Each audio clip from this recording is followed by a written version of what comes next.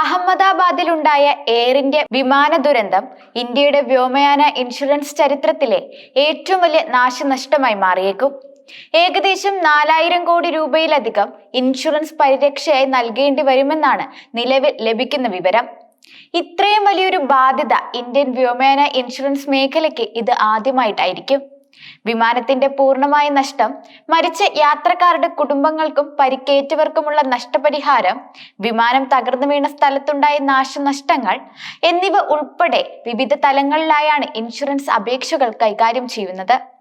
അപകടത്തിൽ മരിച്ചവരുടെ ബന്ധുക്കൾ നഷ്ടപരിഹാരം വർദ്ധിപ്പിക്കണമെന്ന് ആവശ്യപ്പെട്ട് കോടതിയെ സമീപിച്ചാൽ ഇൻഷുറൻസ് തുക ഇനിയും കൂടാൻ സാധ്യതയുണ്ട്. വിമാനങ്ങളുടെ ഇൻഷുറൻസ് പോളിസികളിൽ പ്രധാനമായും 3 തരം പരിരക്ഷകളാണ് ഉള്ളത്. ആദ്യത്തേത് ഹൾ കവറേജ് ആണ്. അപകടം കാരണം വിമാനത്തിനുണ്ടാകുന്ന യന്ത്ര തകരാറുകൾ ഉൾപ്പെടെയുള്ള നഷ്ടങ്ങൾക്ക് ഇത് പരിരക്ഷ നൽകുന്നു. മറ്റൊന്ന് ലയബിലിറ്റി ഇൻഷുറൻസ് ആണ്. യാത്രക്കാർക്കുണ്ടാകുന്ന ജീവഹാനി, മറ്റ് നഷ്ടങ്ങൾ എന്നിവയാണ് ഇതിൽ ഉൾപ്പെടുന്നത്. അതുപോലെ തേർഡ് പാർട്ടി, വിമാനം തകർന്നു വീഴുന്നത് മൂലം പുറത്തുള്ള വ്യക്തികൾക്കോ വസ്തുവകകൾക്കോ ഉണ്ടാകുന്ന നാശനഷ്ടങ്ങൾക്കുള്ള പരിരക്ഷയാണിത്. അതുകൊണ്ട് അഹമ്മദാബാദ് അപകടത്തിൽ എയർ ഇന്ത്യക്ക് ഹൾ കവറേജിലൂടെ ഏകദേശം 700 കോടി രൂപ മുതൽ 1200 കോടി രൂപ വരെ ലഭിക്കും. വിമാനത്തിന്റെ പഴക്കം, ഉപയോഗ രീതി തുടങ്ങിയ നിരവധി ഘടകങ്ങൾ പരിഗണിച്ചാണ് ഈ തുക നിശ്ചയിക്കുന്നത്. യാത്രക്കാർക്കുള്ള ഇൻഷുറൻസ് തുക ഓരോ വ്യക്തിയുടെയും സാമ്പത്തിക നിലയും സാമൂഹിക പശ്ചാത്തലവും അനുസരിച്ച് വ്യത്യാസപ്പെടാം. 1999 മോൺട്രിയൽ കൺവെൻഷൻ അനുസരിച്ച് അപകടത്തിൽപ്പെട്ട ഓരോ വിമാന യാത്രക്കാരനും ഏകദേശം 1.47 കോടി രൂപ അടിസ്ഥാന പരിരക്ഷ ലഭിക്കും. ദുരന്തത്തിൽ മരിച്ചവരുടെ കുടുംബങ്ങൾക്കുള്ള ഇൻഷുറൻസ് തുക ലഭിക്കാൻ 2 മുതൽ 3 വർഷം വരെ എടുത്തേക്കാമെന്നാണ് ഈ രംഗത്തെ വിദഗ്ധർ പറയുന്നത്. എന്നാൽ വിമാന കമ്പനികൾക്കുള്ള ഇൻഷുറൻസ് നേരത്തെ ലഭിക്കാൻ സാധ്യതയുണ്ട്. മരണപ്പെട്ടവരുടെ എണ്ണം കൂടുതലായതിനാൽ ഓരോ ക്ലെയിമുകളും പ്രത്യേകം പരിഗണിക്കേണ്ടി വരും. ബജാജ് അലയൻസ് ഉൾപ്പെടെയുള്ള ഇൻഷുറൻസ് കമ്പനികൾ മരിച്ചവരുടെ ക്ലെയിമുകൾ വേഗത്തിൽ പരിഗണിക്കുമെന്ന് അറിയിച്ചിട്ടുണ്ട്. LIC, HDFC ലൈഫ് തുടങ്ങിയ കമ്പനികളും മരണ സർട്ടിഫിക്കറ്റ് ലഭ്യമല്ലെങ്കിൽ പോലും മറ്റ് സർക്കാർ രേഖകൾ സ്വീകരിച്ച് ക്ലെയിം വേഗത്തിലാക്കാൻ നടപടികൾ സ്വീകരിച്ചിട്ടുണ്ട്. അതേസമയം ഇത്തരം വലിയ അപകടങ്ങൾ ഭാവിയിൽ വ്യോമയാന ഇൻഷുറൻസ് പ്രീമിയം വർദ്ധിപ്പിക്കാൻ കാരണമായേക്കും. കൂടാതെ ക്ലെയിമുകൾക്ക് കൂടുതൽ കർശനമായ നിബന്ധനകൾ കൊണ്ടുവരാനും സാധ്യതയുണ്ട്.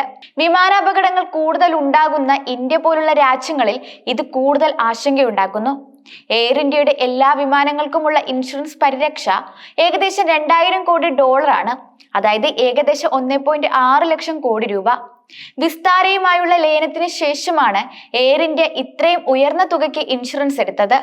ഇതിന്റെ വാർഷിക പ്രീമിയം 246 കോടി രൂപയാണ്. ഇന്ത്യൻ ഇൻഷുറൻസ് കമ്പനികൾക്ക് വ്യോമയാന ഇൻഷുറൻസിന്റെ 5% നൽകണമെന്ന് നിയമമുണ്ടെങ്കിലും മിക്കവാറും വലിയ തുകയുടെ ഇൻഷുറൻസ് വിദേശ കമ്പനികളാണ് കൈകാര്യം ചെയ്യുന്നത്. എയർ ഇന്ത്യക്ക് മുൻപ് പല അപകടങ്ങളും ഉണ്ടായിട്ടുള്ളതിനാൽ കോടതിയിൽ കമ്പനിയുടെ മുൻകാല ചരിത്രം ചർച്ചയാകാനും മോശം സേവനത്തിന്റെ പേരിൽ കൂടുതൽ നഷ്ടപരിഹാരം നൽകാനും ഉത്തരവുണ്ടാകുമോ എന്നും ഇൻഷുറൻസ് കമ്പനികൾ ആശങ്കപ്പെടുന്നുണ്ട്.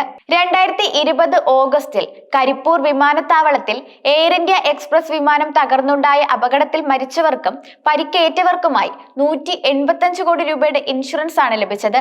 21 പേരാണ് അന്ന് മരിച്ചത്. മരിച്ചവരുടെ കുടുംബത്തിന് 1.5 കോടി രൂപ മുതൽ 2 കോടി രൂപ വരെയും പരിക്കേറ്റവരിൽ ചിലർക്ക് 7.5 കോടി രൂപ വരെയും ലഭിച്ചു. 4 വയസ്സുകാരിക്ക് കേരള ഹൈക്കോടതി മുഖേന 4 കോടി രൂപയും ലഭിച്ചിരുന്നു. അപകടം നടന്നയുടൻ എയർ ഇന്ത്യ പ്രഖ്യാപിച്ച 10 ലക്ഷം രൂപ ഇൻഷുറൻസ് തുകയിൽ നിന്ന് പിന്നീട് കുറച്ചതായി കരിപ്പൂർ വിമാനാപകട ആക്ഷൻ കൗൺസിൽ ചൂണ്ടിക്കാട്ടിയിരുന്നു. മംഗലാപുരത്ത് 2010 വിമാന ദുരന്തത്തിന്റെ ഇൻഷുറൻസ് തുക ലഭിക്കാൻ ഇപ്പോഴും നിയമ പോരാട്ടം നടത്തുന്നവരുണ്ടെന്നതും ശ്രദ്ധേയമാണ്.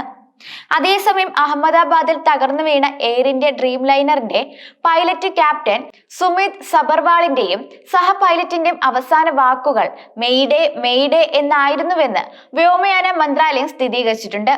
വിമാനം പറന്നുയർന്ന് ഏതാനും സെക്കൻഡുകൾക്കുള്ളിൽ 650 അടി ഉയരത്തിലെത്തിയ ശേഷം താഴേക്ക് വരാൻ തുടങ്ങിയപ്പോഴാണ് അടിയന്തര സന്ദേശം നൽകിയത്. വിമാനം ഉയർത്താൻ കഴിയാത്തതിനെ തുടർന്നാണ് ഈ അടിയന്തര സന്ദേശം അയച്ചതെന്നും എയർ ട്രാഫിക് കൺട്രോളർ തിരിച്ച് ബന്ധപ്പെടാൻ ശ്രമിച്ചപ്പോൾ പ്രതികരണം ഒന്നും ലഭിച്ചില്ല എന്നും വ്യോമയാന മന്ത്രാലയ സെക്രട്ടറി SK സിൻഹ അറിയിച്ചിരുന്നു. വിമാനത്തിന്റെ സാങ്കേതിക തകരാറുകൾ മുൻകൂട്ടി പരിശോധിച്ചില്ലെന്ന ആക്ഷേപം മന്ത്രാലയം തള്ളിയിട്ടുണ്ട്. അപകടത്തിന് മുൻപ് ഇതേ വിമാനം പാരീസ്, ഡൽഹി, അഹമ്മദാബാദ് റൂട്ടിൽ വിജയകരമായി പറന്നതാണെന്നും അവർ വാദിക്കുന്നു. അതുപോലെ വിമാനത്തിന്റെ ബ്ലാക്ക് ബോക്സ് അപകട സ്ഥലത്തു നിന്ന് കണ്ടെത്തിയിട്ടുണ്ട്. ഈ ബ്ലാക്ക് ബോക്സിലെ വിവരങ്ങൾ ഡീകോഡ് ചെയ്യുന്നതിലൂടെയാണ് യഥാർത്ഥത്തിൽ എന്താണ് സംഭവിച്ചതെന്ന് വ്യക്തമാകുക. എയർക്രാഫ്റ്റ് ആക്സിഡന്റ് ഇൻവെസ്റ്റിഗേഷൻ ബ്യൂറോ അപകടത്തെക്കുറിച്ച് വിശദമായി അന്വേഷണം നടത്തുന്നുണ്ടെന്നും റിപ്പോർട്ടിനായി കാത്തിരിക്കുകയാണെന്നും കേന്ദ്ര വ്യോമയാന മന്ത്രി രാംമോഹൻ നായിഡു അറിയിച്ചിട്ടുണ്ട്. ഉന്നതതല സമിതിക്ക് 3 മാസത്തെ സമയപരിധിയാണ് നിശ്ചയിച്ചിരിക്കുന്നത്. വിവിധ ഏജൻസികളും ഉന്നതതല സമിതികളും അന്വേഷണത്തിൽ സഹകരിക്കുന്നുണ്ട്. ഇന്ത്യയുടെ വ്യോമയാന മേഖലയിൽ കർശനമായ സുരക്ഷാ മാനദണ്ഡങ്ങൾ ഉണ്ടെന്നും മന്ത്രി ചൂണ്ടിക്കാട്ടി. അഹമ്മദാബാദ് അപകടത്തിന് പിന്നാലെ ബോയിംഗ് 787 സീരീസിലുള്ള വിമാനങ്ങളിൽ കൂടുതൽ നിരീക്ഷണം നടത്താൻ DGCA ഉത്തരവിട്ടിട്ടുണ്ട്.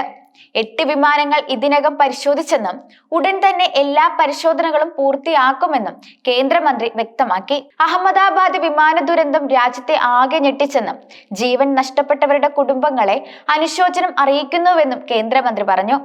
അപകട സ്ഥലത്ത് താൻ നേരിട്ടെത്തിയെന്നും കേന്ദ്ര സംസ്ഥാന സർക്കാരുകളുടെ എല്ലാ സംവിധാനങ്ങളും പരമാവധി സഹായം ചെയ്യുന്നുണ്ടെന്നും അദ്ദേഹം കൂട്ടിച്ചേർക്കുകയും ചെയ്തു.